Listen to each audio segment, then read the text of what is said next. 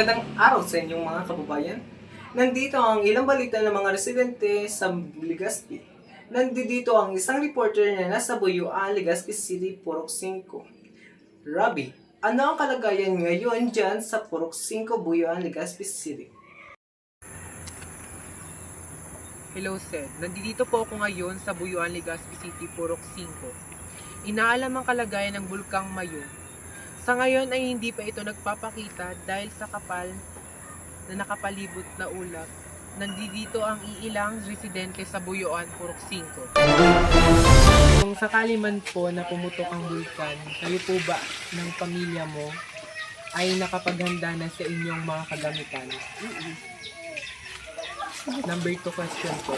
Kung kayo po ba ay pinapalikas na dito sa inyong barangay at kung may mga abo o asphalt sa labas, kayo po ba ay makikinig na lumikas na kagad? Makikipag-ugnayan sa barangay. Number 3 question po.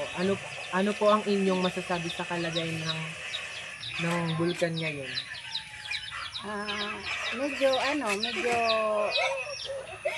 Medyo mahirap.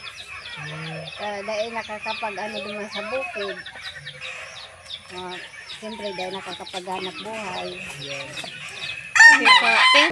Number 1 question po. Kung sakali man po na pumutok ang bulkan, kayo po ba ng pamilya mo ay nakapaghanda na ng inyong mga kagamitan?